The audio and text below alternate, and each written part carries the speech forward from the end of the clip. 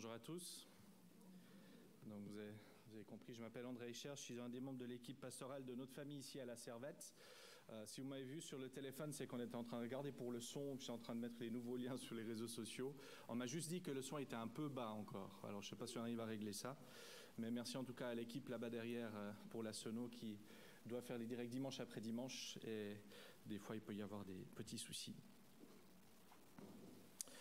On va partager la parole ce matin. Et pour ceux qui ont leur Bible, je vous propose, parfois c'est sur smartphone ou une vraie Bible en papier, je vous propose d'ouvrir vos Bibles dans Jean chapitre 7. C'est un long texte puisqu'on va le lire du verset 1 jusqu'au verset 52. Et avant ce passage, peut-être quelques mots. Juste avant, il y a eu la multiplication des pains, où Jésus nourrit 5000 hommes, donc au bas mot, certainement 15 000 personnes, si on met les femmes et les enfants. Le miracle de la multiplication. Tout de suite après, il va sauver les disciples qui étaient mal au milieu d'un lac, au milieu d'une tempête. Il marche sur l'eau. D'ailleurs, il y a aussi un autre miracle pendant ce récit-là. C'est les disciples ils étaient à bout, parce qu'ils se battaient dans cette tempête-là. Et on voit que quand ils rentrent dans la barque, au même instant, ils arrivent au rivage. C'est un peu le miracle de la téléportation de la barque et des disciples sur le rivage. Il y a plein de choses qui se passent. Et les Juifs, malgré tout ce qu'ils voient, tout ce qu'ils entendent, ils rejettent les enseignements de Jésus, ils rejettent qu'il soit le Messie. Et même pour les disciples, en fait, Jésus n'a pas l'air de correspondre tout à fait à ce qu'ils s'attendaient. Il s'était fabriqué une idée d'un Messie qui était conquérant, qui allait peut-être chasser les Romains, qui allait prendre le pouvoir. Et puis, c'est pas tout à fait ça qui se passe. Et je ne sais pas si vous vous rappelez de l'image que Jonathan a prise dimanche dernier. Maintenant, c'est la zappette qui ne marche plus. Voilà. Bon, je te fais signe alors peut-être. Ça ne marche pas. De cette foule immense qui suit Jésus. Et puis cette foule qui s'amenuise. Chaque fois, elle est un peu plus petite. On peut voir au slide suivant. Et puis ça diminue encore et on arrive juste aux 12 disciples. Tout le monde part. Peut-être parce qu'il n'y avait plus rien à manger ou il n'y avait plus rien de spectaculaire, mais tout le monde part. Et même dans ces 12-là, Jésus dit, « Et vous ne voulez pas partir avec eux ?» Et il leur dit aussi, « Parmi vous, les 12, il y en a un qui va me trahir. Il y a un diable parmi vous, quelqu'un qui laissera Satan entrer dans son cœur, qui se fera manipuler. » Et la question que je vais te poser ce matin, est-ce que toi tu fais partie de ces 12 ? On est plus, on est environ 140 ce matin.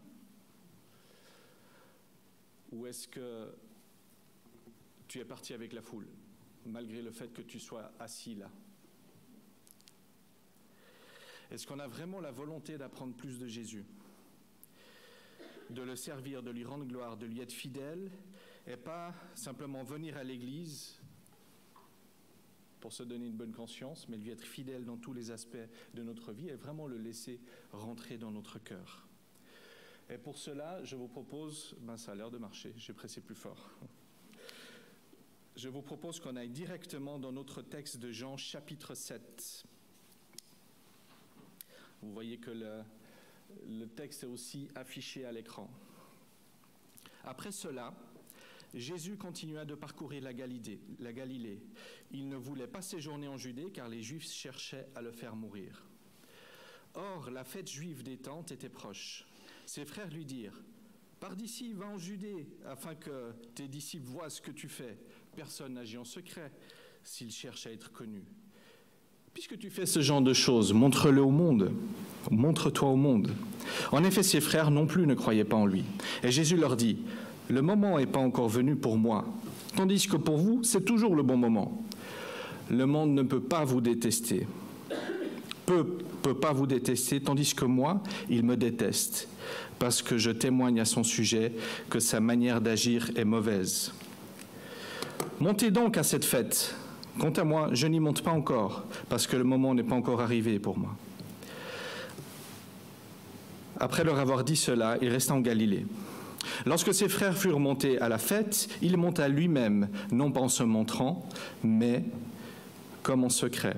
Les Juifs le cherchaient pendant la fête et disaient « Où est-il » Dans la foule, beaucoup murmuraient à son sujet. Les uns disaient « C'est un homme de bien », d'autres disaient « Non, au contraire, il égare le peuple ». Personne toutefois ne parlait ouvertement par crainte des chefs juifs.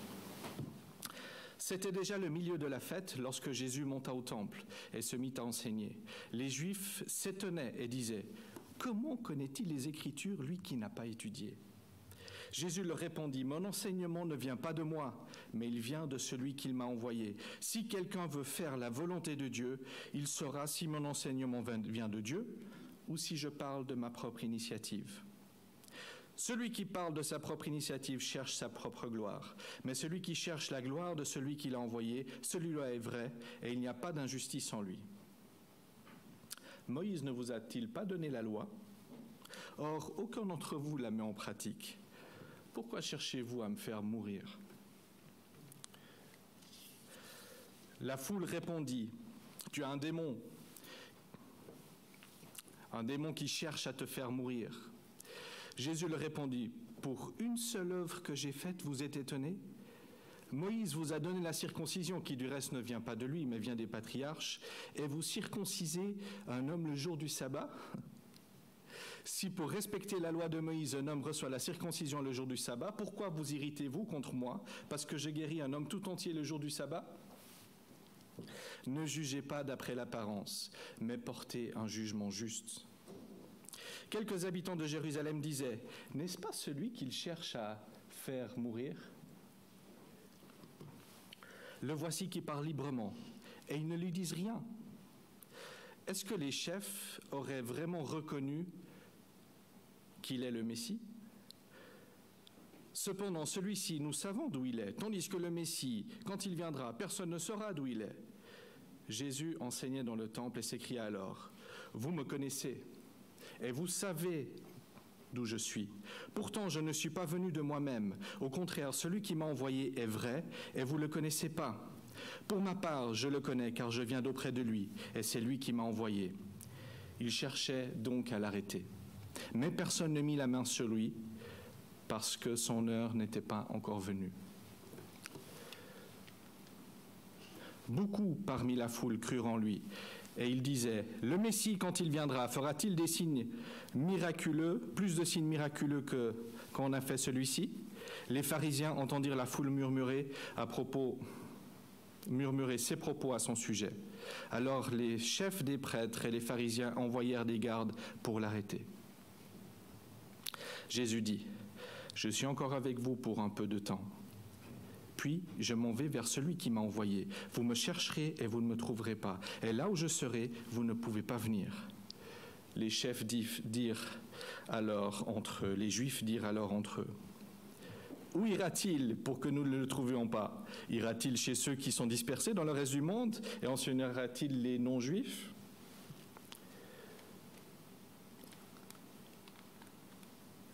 Que signifie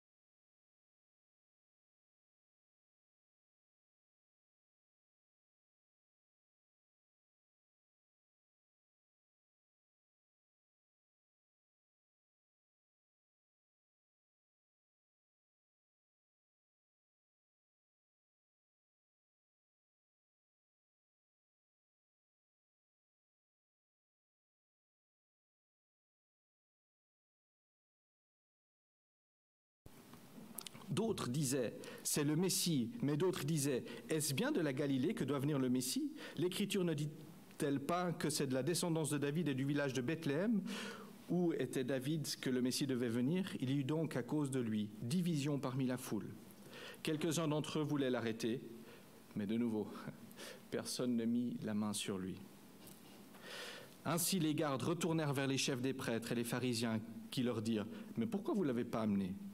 Les gardes répondirent, « Jamais personne n'a parlé comme cet homme. » Les pharisiens leur répliquèrent, « Est-ce que vous aussi vous êtes laissé tromper ? Y a-t-il quelqu'un parmi les chefs ou les pharisiens qui ait cru en lui ? Mais cette foule qui ne connaît pas la loi, ce sont des maudits. » Nicodème, qui était venu de nuit vers Jésus et qui était l'un d'eux, leur dit, « Notre loi condamne-t-elle un homme avant qu'on l'entende et qu'on sache ce qu'il a fait ? » Aussi de Galilée. Cherche bien et tu verras que de Galilée, il ne sort pas de prophète. Jusqu'ici, la lecture de la parole de Dieu. C'est un texte hyper long qu'on va effleurer. Peut-être certaines choses, je dis, j'aurais dû parler de ça, mais on ne peut pas tout traiter. On se situe entre le mois de septembre et octobre, 6 mois après la multiplication des pains, et en pleine fête des cabanes, ou juste avant la fête, au début de la fête des cabanes, ou tabernacle, ou la fête de Sukkot. C'était la plus grande fête des fêtes juives, c'est toujours, et en tous les cas, la plus populaire. Tout le monde vivait dans des cabanes faites de branchages de feuilles, et y restait pendant 1 semaine. Il s'installait, on peut le voir ici sur cette illustration, bon, elle n'est pas hyper visible, mais il s'installait sur les toits des maisons, sur les terrasses, dans la rue, et il construisait ces cabanes. Ça devait grouiller de monde partout, et je pense que c'était le genre de fête, et c'est le genre de fête qu'on prépare des semaines à l'avance, et on se réjouit vraiment de cela. Et elle est toujours pratiquée aujourd'hui, d'ailleurs, comme on peut le voir ici, on voit qu'elle est toujours pratiquée en Israël. Sukkot symbolise les 40 années de marche et d'errement du peuple d'Israël dans le désert, où le peuple a habité dans des tentes. Et cette fête était également et est également associée à la fin des moissons, non pas les moissons de céréales, mais les moissons d'olives et également la récolte du raisin. Et en gros, ça se passait maintenant. Ça se passait maintenant et ça se passe maintenant. Et la première chose qu'on voit dans ce texte, c'est quoi ? C'est que les propres frères de Jésus ne croient pas en lui. En tout cas, pas comme le Messie, pas comme le Fils de Dieu. Évidemment, ils avaient vécu avec lui et ils avaient remarqué que Jésus était parfait, qu'il n'avait jamais fait de mal, qu'il ne péchait point. Et en plus de ça, il pouvait accomplir des miracles. Mais ils n'avaient pas saisi la dimension de celui qu'ils avaient à leur côté, de celui qu'ils avaient en face de lui. La dimension de ce frère qui, en fait, était Jésus-Christ, le Messie, Dieu incarné, Dieu sur terre. Et dans un certain sens, on l'a vu, ils veulent l'aider. Jésus, voilà, on a vu que tu es quelqu'un d'un peu différent, mais on veut t'aider pour que tu sois plus connu. Donc, profite, monte à Jérusalem. Il s'est blindé de monde là-bas. Il y a une grosse fête. Va montrer ce que tu sais faire. C'est le moment de te faire remarquer. Il savait qu'il pouvait accomplir des prodiges. On en a cité juste 2 avant. Mais avait-il reconnu qu'il était le Messie, le Fils de Dieu ? Toujours pas. Et je pense en fait que Jésus, et on le voit dans le texte, que Jésus devait plutôt les agacer. Il y a même des textes dans la parole qui disent que les frères le traitent littéralement de fou, que Jésus était un fou quand il était pris à partie par de la foule ou par des gens. Il disait « Non, mais laissez tomber, on le prend avec nous, il ne va pas bien ».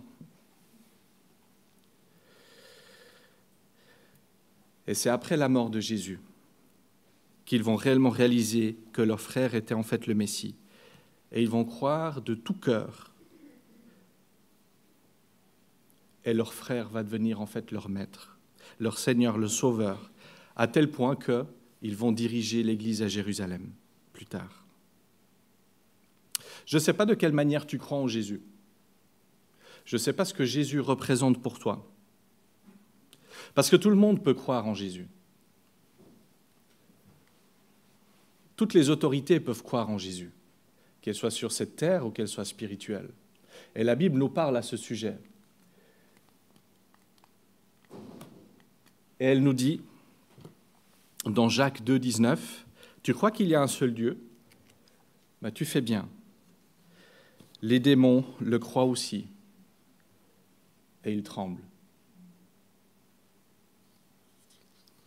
Les démons aussi croient en Jésus, et ils tremblent. Les démons sont conscients de la grandeur, de la puissance de Dieu, raison pour laquelle ils tremblent. Et parfois nous-mêmes, on croit comme ça, comme les démons, mais on ne tremble même pas parce qu'on n'est même pas conscient de la grandeur de Dieu.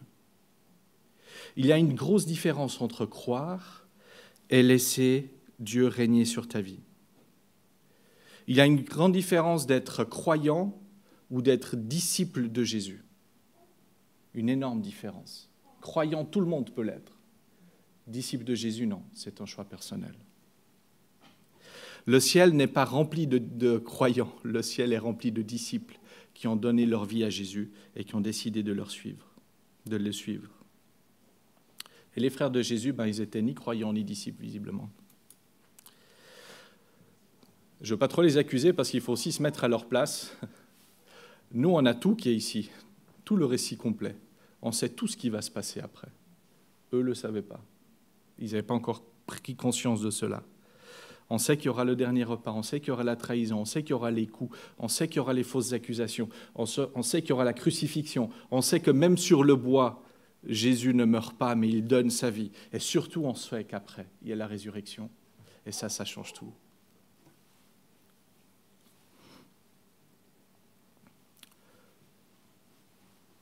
Les frangins, ils disent, va te faire voir là-bas en haut, va te faire connaître à Jérusalem. Ce n'est pas le même timing pour Jésus et pour Dieu que pour les hommes. Ce n'est pas les mêmes finalités, ce ne sont pas les mêmes buts. En fait, les frères de Jésus se projettent sur lui ce qu'ils auraient fait à sa place et ce qu'ils avaient envie qu'il fasse, mais pas ce que Dieu voulait. Et Jésus, qu'est-ce qu'il fait? Est-ce qu'il suit ça? Non, il ne suit pas. Pourquoi? Parce que Jésus n'est pas de ce monde. Et on le voit dans tous ces passages. Jésus est avec eux. Mais il ne partage pas forcément leurs pensées. Il est avec eux, puis en même temps en retrait. Et on voit qu'il a un autre rôle et que sa mission, elle est particulière. Au verset 7, il est écrit « Le monde ne peut pas vous détester, tandis que moi, il me déteste, parce que je témoigne à son sujet que sa manière d'agir est mauvaise. » C'est intéressant, hein, ça. Pourquoi est-ce que Jésus est toujours autant détesté et ignoré dans ce monde?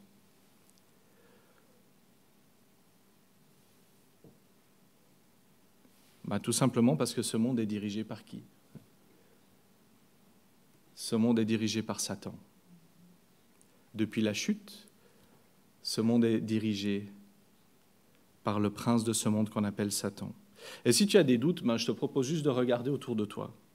La confusion dans les États, les guerres, les famines. On ne sait même plus si c'est juste, si c'est vrai. Tout est contesté dans ce monde. Hein? Le coronavirus ou le Covid, c'est une hallucination collective pour beaucoup. Même des choses flagrantes sont remises en doute. La conception même de la famille est remise en cause. La sexualité peut être pratiquée n'importe comment et pas dans le cadre du mariage. On est dans une société aussi où on veut mettre l'animal à égalité avec l'homme. Je ne suis pas en train de dire qu'il faut maltraiter les animaux, mais l'animal aujourd'hui est quasiment l'égal de l'homme. Et où l'homme recherche d'ailleurs la vie sur d'autres planètes. Par contre, un embryon dans un ventre d'une femme n'est pas une vie, puisqu'on peut la détruire. Un animal, on ne peut pas le tuer. Pourquoi la Bible est souvent un choc pour l'être humain? Parce que plus ça va, et plus tu lis la Bible, et plus ça te confronte avec ta manière d'agir. Et ça confronte le monde avec sa manière d'agir. Et ça met les personnes en face de leurs responsabilités. Les choses que nous faisons mal, et moi je suis le premier à réagir comme ça, j'ai plutôt tendance à les cacher. Je ne veux surtout pas qu'on dise ce que j'ai fait. Je ne veux surtout pas que ça se sache. Et la parole de Dieu, en fait, c'est comme un spot qui vient et qui éclaire ta vie. Et puis là, tu es à nu. Tu ne peux plus rien cacher.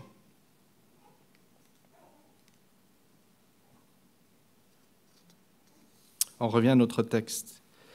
Jésus, par sa manière d'agir et de dénoncer le péché, il ne s'attirait pas des amis, parce qu'il était parfait.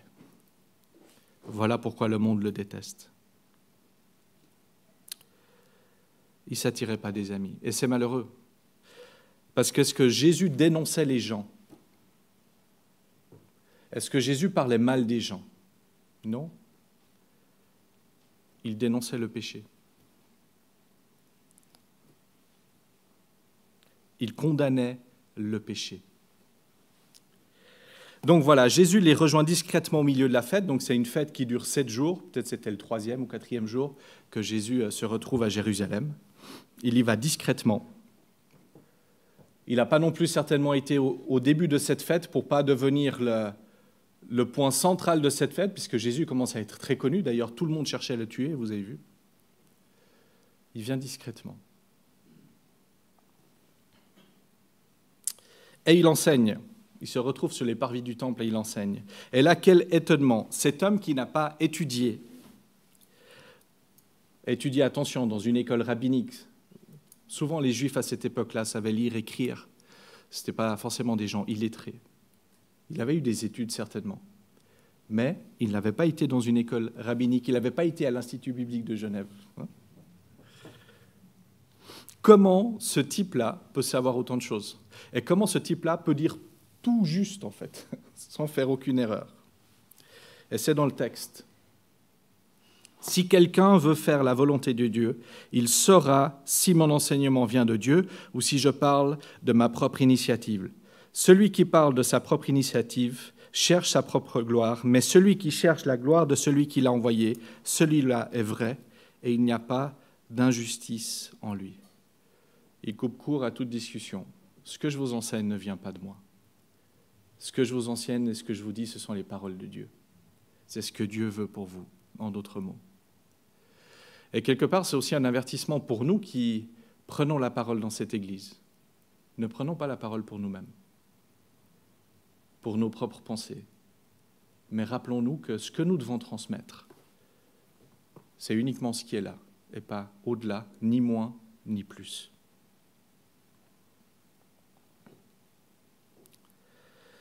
À cette époque, les discussions rabbiniques s'apparentaient à des débats sur la foi, sur ce qui était permis de faire ou de ne pas faire, et essayer d'être le meilleur en le montrant tant au niveau des connaissances, tant au niveau de l'application, le montrer que, voilà, moi je suis un bon religieux. Et là, Jésus, il dit ceci, « Moïse ne vous a-t-il pas donné la loi? Or, aucun de vous la met en pratique. » Et là, je peux vous dire, là, c'est la bombe. C'est la bombe parmi ces chefs religieux. Vous êtes gentils, les gars. Vous ne mettez pas ça en pratique. Vous avez la loi de Moïse, vous avez encore rajouté plein de règles religieuses, ajouté plein de ces règles aux lois de Dieu, et en réalité, vous n'arrivez même pas à respecter les règles mosaïques. Et le fait de ne pas respecter ces règles était un gros problème. Et on peut le voir dans Galates 3:10.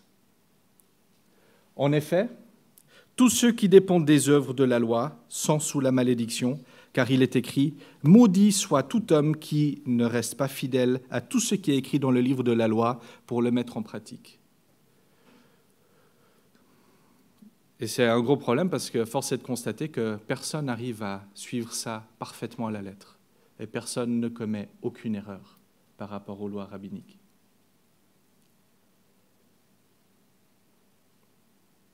Maudit soit l'homme qui ne reste pas fidèle à tout ce qui est écrit dans le livre de la loi. Les religions, les lois tuent, mes amis. Et vous avez remarqué, c'était la première partie du titre de ce partage, de cette prédication. La loi et la religion tuent. Au verset 21, il les surprend dans leur incohérence. En effet, certains dans le groupe d'auditeurs voulaient le tuer sous prétexte qu'il avait accompli un miracle et qu'il avait guéri un homme. Et donc, du coup, il avait entre guillemets, travailler le jour du repos, travailler pendant le sabbat. Jésus, il leur dit d'accord.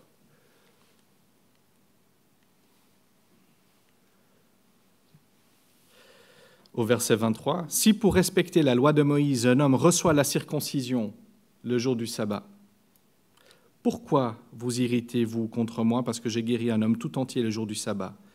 Ne jugez pas d'après l'apparence, mais portez un jugement juste. » Ces hommes-là s'étaient même aveuglés dans leur manière de vivre et d'appliquer les lois de Moïse.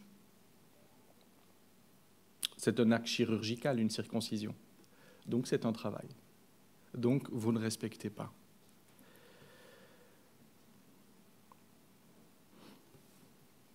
Le sabbat était un jour où il était formellement interdit de travailler. Et ces religieux-là, il ne faut pas leur manquer de respect. Il ne faut pas juste leur dire c'est des gars un peu légalistes, fanatiques. Je ne pense pas qu'il faut voir sous cet angle-là. C'était des gens qui se donnaient beaucoup de mal pour respecter toutes les règles. Mais on voyait que malgré tous leurs efforts, aucun d'eux n'y arrivait. Autant ceux d'hier que ceux d'aujourd'hui, pour les hommes religieux. Et on le voit aussi d'ailleurs dans ce qu'il voulait faire. Il voulait faire quoi? Il voulait le tuer. Un des 10 commandements, c'est quoi? Tu ne tueras point. Et la confusion, on le voit et on l'a vu dans ce texte, elle s'accentue avec plein d'espèces de légendes populaires qui reviennent à propos de Jésus, à propos du Messie. Verset 27. Cependant, celui-ci, nous savons d'où il est, tandis que le Messie, quand il viendra, personne ne saura d'où il est. Par exemple, une des choses parmi les différentes choses qui ont été dites dans ce texte qui est cité. Ah bon? On ne sait pas. Des centaines d'années avant, des milliers d'années avant, il y a environ 300 prophéties qui ont été faites sur l'arrivée de Jésus, avant que Jésus soit né. Et tu sais combien de ces prophéties ont été accomplies? Toutes. D'ailleurs, si tu ne te rends pas compte de l'urgence du retour du Seigneur, il y en a à peu près de nouveau 300 pour la deuxième venue de Jésus, et une bonne majorité ont déjà été accomplies. Et pour vous donner une petite idée, dans Michée 5, il est écrit celui-ci, « Et toi, Bethléem Ephrata, qui est petite parmi les villes de Juda, de toi sortira pour moi celui qui dominera sur Israël et dont l'origine remonte loin dans le passé à l'éternité. » Une des annonces de Jésus, de la venue de Jésus. Dans Ésaïe, écrit 700 ans avant, dans les psaumes, écrits plus de 1000 ans avant, on décrit également la crucifixion de Jésus, alors que la crucifixion n'avait pas encore été inventée et instituée par les Romains.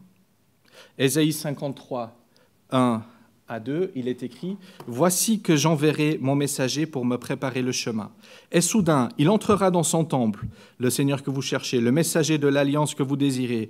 Le voici qui arrive, dit l'Éternel, le Maître de l'univers. Qui pourra supporter le jour de sa venue? Qui restera debout quand il apparaîtra? En effet, il sera pareil à un feu purificateur, à la lessive des blanchisseurs. » Il est devant eux. Ils ne le voient pas. Il est sur les parvis du temple. Ils ne le voient pas. Ils disent plus loin d'ailleurs que Jésus devait venir de Nazareth quand je vous parlais de ces légendes. Non, il est écrit qu'il vient de Bethléem Ephrata. Et d'ailleurs, dans Bethléem Ephrata, il y a l'endroit et le lieu où on parle de la maison du pain et la fructueuse, la maison du vin, le pain et le vin. Ça nous manque de ne plus prendre le repas du Seigneur, qui nous rappelle le sacrifice de Jésus. Même son lieu de naissance nous rappelle ce qu'il va faire. On peut percevoir un combat spirituel dans tout le texte qu'on a lu. Et ces fausses accusations, elles fusent de tous les côtés. Il y a certainement d'autres détails, on le voit dans d'autres évangiles, des choses qui sont décrites, on ne sait pas tout. On sait aussi que ce ne sont pas 12 personnes ou 200 personnes, c'est une foule qui l'écoute. C'est une foule qui se dispute pour dire non mais il est ceci, non mais il est cela, non mais il vient de là-bas, non mais il vient de là-bas. Monstre combat spirituel. Les armées démoniaques se déchaînent. Mais on voit aussi dans ces versets que Dieu est complètement souverain et que rien ne se passe sans son accord. On le voit au verset 30, on le voit au verset 32, au verset 44. Il cherche à l'arrêter, mais personne ne mit la main sur lui parce que son heure n'était pas encore venue. Alors les chefs des prêtres, verset 32, et les pharisiens envoyèrent des gardes pour l'arrêter, mais il n'y a rien qui se passe. Au verset 44, quelques-uns d'entre eux voulaient l'arrêter, mais personne ne mit la main sur lui. Alors comme ça, on a l'impression que c'est tout à la suite, mais c'est sur plusieurs jours. Et rien ne se passe. Ce n'était pas encore le moment. Dans chacune des circonstances, Jésus est souverain. Ça n'a pas été le manque de nourriture qu'on a déjà partagé ces derniers dimanches, lors de la multiplication des pains qui l'a empêché de nourrir les gens. Ça n'a pas été un problème pour lui. La tempête au milieu du lac, ce n'était pas un problème pour lui. Arrêter les éléments, l'eau, le vent, etc., dans cette tempête, les vagues, ce n'était pas un problème pour lui. Ramener la barque directement au rivage pour qu'ils n'aient plus d'efforts à faire, ce n'était pas non plus un problème pour lui. Ils veulent l'arrêter, ce n'est pas non plus un problème pour lui. Tant qu'il ne l'a pas décidé, ça ne va pas se faire.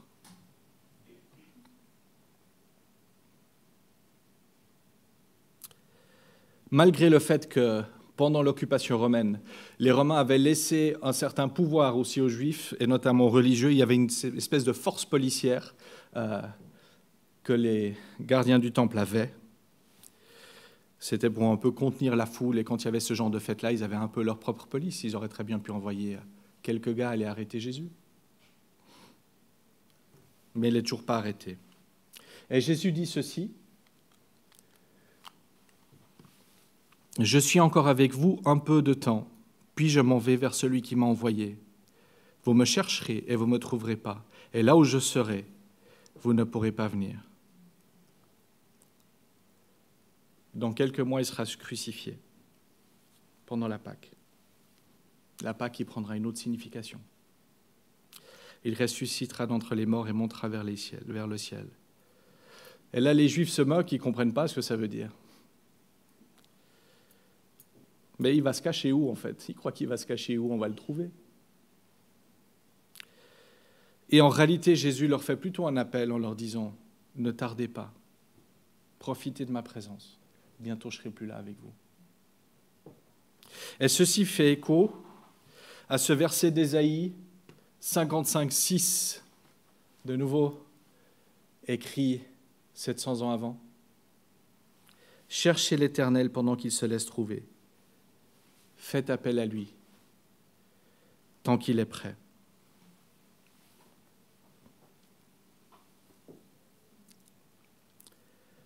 Vous savez quel est un des plus grands rêves de l'être humain, à votre avis? Je vous écoute. Vous, ok. Alors peut-être vous, derrière votre écran, vous avez des rêves, mais ceux-ci ici, aucun. Voler, ouais, voler dans les magasins ou non, voler, ouais. Je plaisante. L'éternelle jeunesse, ben voilà, on y est, exactement ça. Parce qu'il y a le fait d'être éternel. Enfin, moi, je voudrais bien être éternel. Bon, je le sais que je le suis. Mais, heureusement pas avec ce corps qui se dégrade.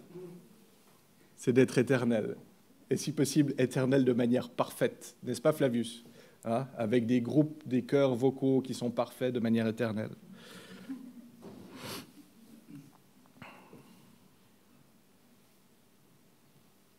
Et d'ailleurs, la Bible parle de cette pensée d'éternité que Dieu a mis dans le cœur de chaque homme. On voit même les plus gros athées sur leur lit de mort. Souvent, ils se posent des questions par rapport à cette éternité. Ils se rendent bien compte, il y a un truc qui ne marche plus, c'est mon corps, qui est en train de mourir, qui est en train de dépérir. Mais il y a quelque chose qui est toujours là et qui est vivante et qui ne dépérit pas, c'est mon âme. Qu'est-ce qui se passe après ? Il n'y a rien dans ce monde qui puisse combler ce besoin d'éternité. que ce soit au niveau affectif ou que ce soit au niveau matériel. Et on le voit d'ailleurs avec les gens qui sont immensément riches. C'est très rare d'avoir quelqu'un qui est immensément riche qui dit « Stop, j'arrête tout, je donne ».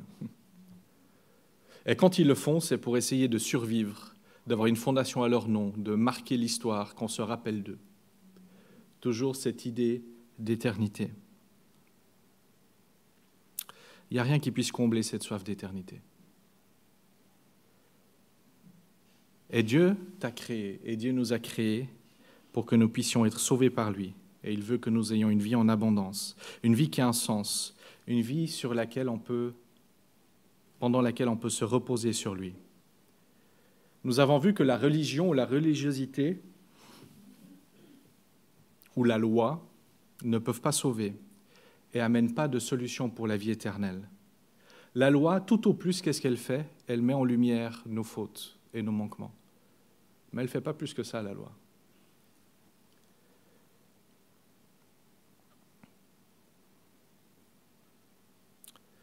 Alors pourquoi Jésus?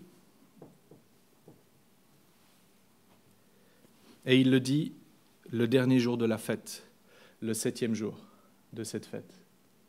Je pense que c'était le grand moment, un grand repas, c'était vraiment le moment le plus haut de la fête, le dernier jour. Et je pense qu'il devait y avoir vraiment beaucoup de monde. Et il dit ceci. « Si quelqu'un a soif, qu'il vienne à moi et qu'il boive. Celui qui croit en moi, des fleuves d'eau vive couleront de lui, comme l'a dit l'Écriture. » On voit dans ces paroles que Jésus il fait quoi? Il nous fait une invitation, et il te fait une invitation, et en même temps il te fait une promesse.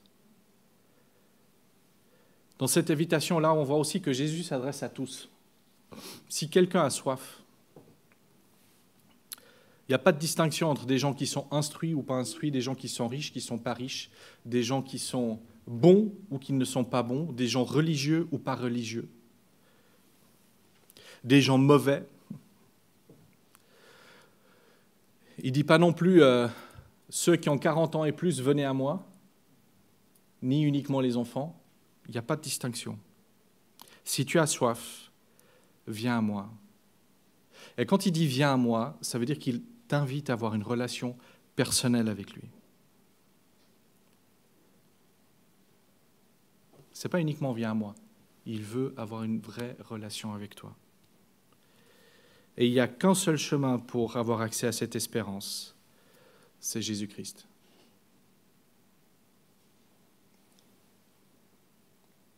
Celui qui croit en moi, des fleuves d'eau vive couleront de lui, comme l'a dit l'Écriture. C'est uniquement Jésus qui peut te pardonner de tes péchés, car il a tout payé sur le bois de la croix. Peut-être tu es enchaîné à des choses dont tu n'arrives pas à t'en sortir, des situations qui te pourrissent la vie, des choses qui te détruisent.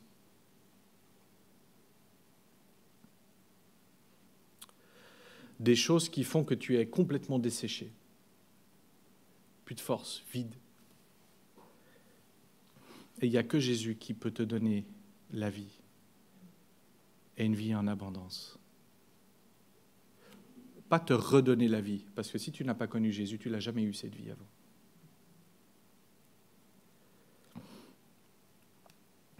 Ce n'est pas suffisant d'aller dans une église. Ce n'est pas suffisant de faire partie uniquement des 12 qui étaient restés pour écouter Jésus. Ce n'est pas suffisant la religion, la morale, ni les bonnes œuvres, ni être généreux, ni être une bonne personne, ni être honnête, ni même être sincère dans sa pratique religieuse. Tu as besoin d'une relation personnelle avec Jésus.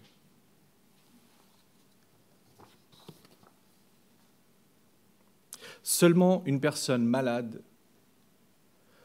enfin ma femme dit que je dois aller chez le médecin pour voir certaines choses, mais seulement une femme malade, purée. Il n'y a pas de lapsus, hein. Seulement une personne malade a conscience du besoin de voir un médecin.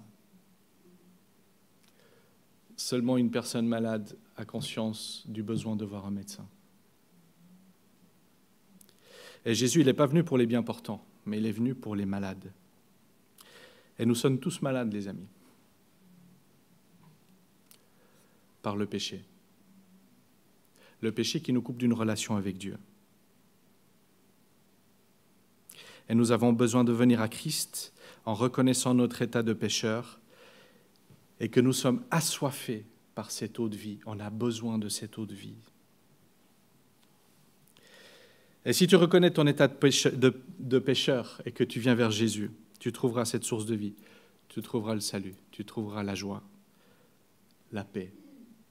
Et des fleuves d'eau vive couleront de toi. Mais pour cela, tu dois sortir d'où tu es. Tu dois sortir peut-être du fait de uniquement venir le dimanche matin à l'église. Ce n'est pas suffisant.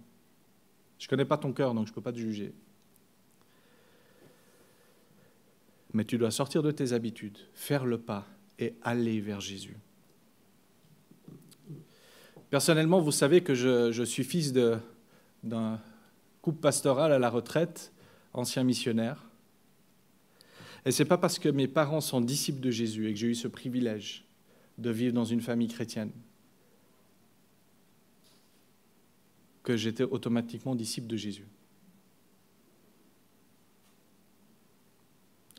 J'ai dû faire un pas. J'ai dû reconnaître que ce Dieu, j'en avais besoin pour moi personnellement. Et je peux vous dire que quelques-uns d'entre vous ont entendu mon témoignage il y a déjà pas mal d'années. Je ne vais pas vous le faire maintenant, mais le Seigneur a été me chercher très très loin. Très très loin. J'avais une vie qui était double. Une vie vis-à-vis de l'Église que je ne fréquentais pratiquement plus et de mes parents et de ma famille pour avoir une façade, et une vie réelle que je vivais. Avec tous les péchés possibles et imaginables.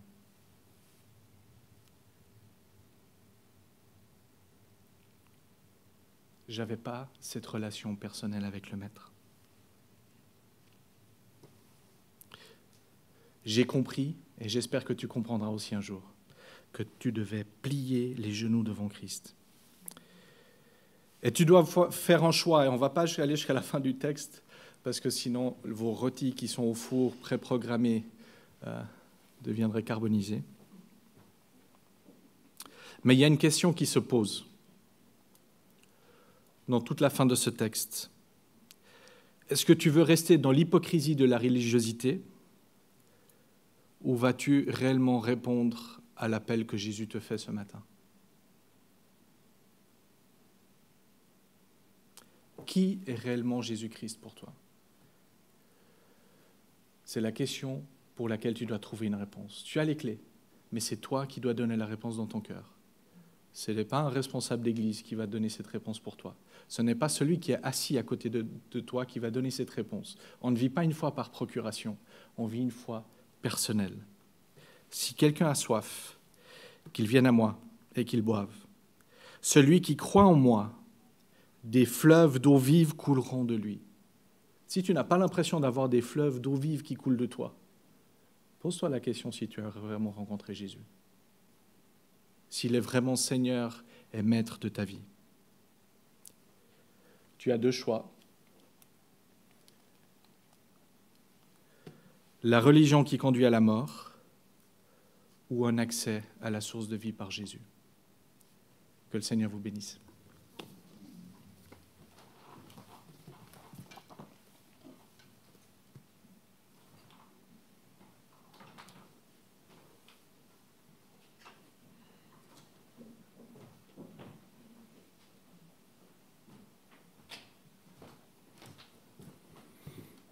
Merci André.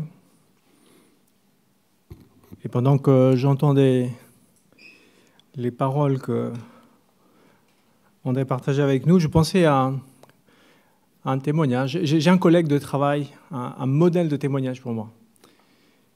Et il y a quelques jours, il me disait, tu vois la petite stagiaire à l'accueil là, l'autre jour je lui dis, ça va? Il me dit, non, ça va pas trop. Et Il dit, viens, on en parle. Il commence à lui raconter ce qui n'allait pas dans sa vie, ce qui pesait sur son cœur. Et mon collègue chrétien commence à lui parler de Dieu. C'est Dieu de la consolation, c'est Dieu de la compassion, c'est Dieu qui guérit, c'est Dieu qui veut intervenir dans nos vies. Il me disait, Marcos, tu verrais, elle buvait mes paroles. Elle avait soif de Dieu. Merci de prier pour cette fille, pour son salut. Et j'ai réalisé dans mon cœur, tu vois Marcos, autour de toi, tout près de toi, il y a des gens qui ont soif. Première chose que j'ai réalisée. Et puis deuxième chose, je me suis posé la question pour moi. Et toi, est-ce que tu as soif de Dieu comme ça? Est-ce que tu es comme cette terre aride sur laquelle on déverse de l'eau? Vous savez, ça ne se remplit pas. Ça absorbe, ça absorbe, ça absorbe. Chantons comme une prière et réalisons cette réalité. Réalisons cette réalité. Source d'eau vive. J'invite les musiciens